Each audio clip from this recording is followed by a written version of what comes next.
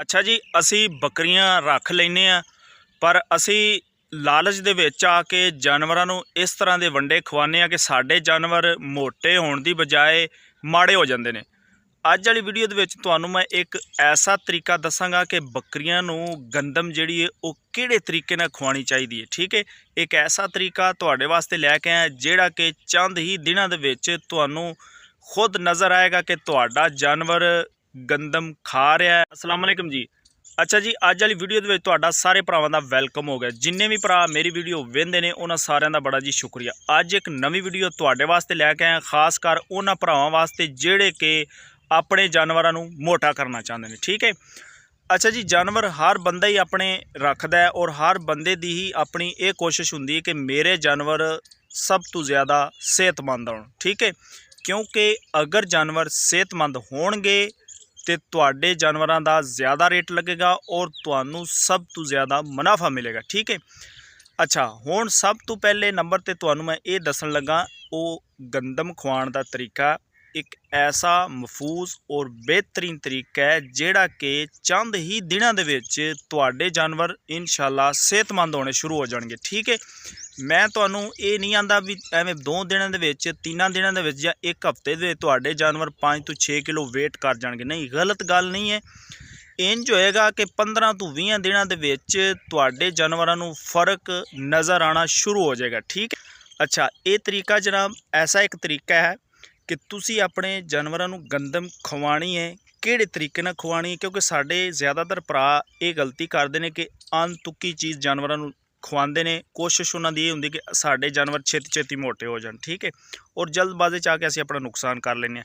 ਇਹ ਗਲਤੀ ਨਹੀਂ ਕਰਨੀ। ਤੁਸੀਂ ਗੰਦਮ ਅਗਰ ਖਵਾਉਣੀ ਹੈ ਨਾ, ਤੇ ਤਰੀਕਾ ਇਹ ਇਸਤੇਮਾਲ ਕਰਨਾ ਹੈ ਕਿ ਤੁਸੀਂ ਗੰਦਮ ਜਾਨਵਰਾਂ ਨੂੰ ਬਰੀਕ ਕਰਕੇ ਖਵਾਉਣੀ। ਠੀਕ ਹੈ, ਦਲੀਏ ਦੀ ਸ਼ਕਲ 'ਚ ਉਹਨਾਂ ਨੂੰ ਖਵਾਉਣੀ। ਠੀਕ ਹੈ, ਅੱਛਾ, ਸਬੂਤੀ ਕਦੀ ਵੀ ਨਹੀਂ ਖਵਾਉਣੀ। ਠੀਕ ਹੈ, ਅਗਰ ਤੁਸੀਂ ਸਬੂਤੀ ਖਵਾਓਗੇ ਤਾਂ ਤੁਹਾਡੇ ਜਾਨਵਰਾਂ ਨੂੰ ਨੁਕਸਾਨ ਕਿਹੜਾ ਹੋ ਸਕਦਾ ਹੈ। ਜਾਨਵਰ ਦਾ ਮਿਹਦਾ ਡਿਸਟਰਬ ਹੋ ਜਾਏਗਾ। ਠੀਕ ਹੈ, ਉਹਨੂੰ ਮੋਸ਼ਨ ਲੱਗ ਜਾਣਗੇ। ਉਸ ਤੋਂ ਬਾਅਦ ਜਾਨਵਰ ਖਾਏ ਪੀਏਗਾ ਨਹੀਂ, ਬਿਮਾਰ ਹੋ ਜਾਏਗਾ, ਅੱਲਾ ਨਾ ਕਰੇ ਉਹਨੂੰ ਬੁਖਾਰ ਹੋ ਸਕਦਾ ਹੈ। ਇਸ ਤਰ੍ਹਾਂ ਦੀ ਕੰਡੀਸ਼ਨ ਦੇ ਵਿੱਚ ਆ ਕੇ ਤੁਹਾਡਾ ਜਾਨਵਰ ਥੋੜ੍ਹੇ ਦਿਨਾਂ ਦੇ ਵਿੱਚ ਅੱਗੇ ਦੀ ਨਿਸਬਤ ਜ਼ਿਆਦਾ ਜਿਹੜਾ ਕਿ ਕਮਜ਼ੋਰ ਹੋਣਾ ਸ਼ੁਰੂ ਹੋ ਜਾਏਗਾ। ਠੀਕ ਹੈ, ਅਸੀਂ ਗੰਦਮ ਦੀ ਜਿਹੜੀ ਮਕਦਾਰ ਹੈ ਉਹ ਇੰਨੀ ਕਰਨੀ ਹੈ ਜਿਹੜਾ ਫੁੱਲ ਜਾਨਵਰ ਬਿਲਕੁਲ ਖਾਣ ਪੀਣ ਵਾਲਾ ਹੈ ਉਹਨੂੰ ਤੁਸੀਂ 250 ਗ੍ਰਾਮ ਇੱਕ ਦਿਨ ਦੇ ਵਿੱਚ ਗੰਦਮ ਦਲਵਾ ਕੇ, ਠੀਕ ਹੈ, ਪਮਾਇਸ਼ ਕਰਕੇ ਤੁਸੀਂ ਦੇਣਾ। ਅੰਦਾਜ਼ੇ ਨਾਲ ਨਹੀਂ, 250 ਗ੍ਰਾਮ ਉਹਨੂੰ ਤੁਸੀਂ ਇੱਕ ਦਿਨ ਦੇ ਵਿੱਚ ਉਹ ਗੰਦਮ ਖਵਾ ਸਕਦੇ ਹੋ। ਠੀਕ ਹੈ, ਉਸ ਤੋਂ ਬਾਅਦ ਜਨਾਬ ਤੁਸੀਂ ਉਹ ਗੰਦਮ ਜਿਹੜੀ ਹੈ ਨੀਰੀ ਨਹੀਂ ਖਵਾਉਣੀ। ਇੱਕ ਹੁੰਦਾ ਨਾ ਕਿ ਐਵੇਂ ਬੰਦਾ ਅੱਗੇ ਰੱਖ ਦਿੰਦਾ, ਨਹੀਂ, ਇਸ ਤਰ੍ਹਾਂ ਵੀ ਜਾਨਵਰ ਜਲਦਬਾਜ਼ੀ 'ਚ ਖਾ ਲੈਂਦਾ ਔਰ ਬਾਅਦ 'ਚ ਉਹਨਾਂ ਦਾ ਪੇਟ ਫੁੱਲਣਾ ਸ਼ੁਰੂ ਹੋ ਜਾਂਦਾ ਔਰ ਫ਼ੌਰਨ ਉਹ ਤੋਂ ਪਾਣੀ ਪੀ ਲੈਂਦੇ ਨੇ। ਇਹ ਗਲਤੀ ਵੀ ਨਹੀਂ ਕਰਨੀ। ਜਾਨਵਰਾਂ ਨੂੰ ਗੰਦਮ ਖਵਾਉਣ ਤੋਂ ਫ਼ੌਰਨ ਬਾਅਦ ਪਾਣੀ ਨਹੀਂ ਪਿਲਾਉਣਾ। ਠੀਕ ਹੈ, ਅੱਛਾ, ਔਰ ਗੰਦਮ ਨੂੰ ਖਵਾਉਣਾ ਇਸ ਤਰੀਕੇ ਨਾਲ ਹੈ, ਇੱਕ ਤਾਂ ਉਹਨੂੰ ਦਲਾ ਲੈਣਾ। ਉਸ ਤੋਂ ਬਾਅਦ ਫਿਰ ਇਹ ਤੁਸੀਂ ਤਰੀਕਾ ਇਸਤੇਮਾਲ ਕਰਨਾ ਕਿ ਗੰਦਮ ਜਿਹੜੀ ਹੈ ਉਹਨੂੰ ਤੁਸੀਂ ਕਿਸੇ ਚਾਰੇ ਨਾਲ ਮਿਕਸ ਕਰਨਾ। ਠੀਕ ਹੈ, ਤੂੜੀ 'ਚ ਮਿਕਸ ਕਰ ਸਕਦੇ ਹੋ। ਠੀਕ ਹੈ, ਕੋਈ ਸਬਜ਼ ਅਗਰ ਚਾਰਾ ਹੈ ਉਹਦੇ 'ਚ ਮਿਕਸ ਕਰ ਸਕਦੇ ਹੋ।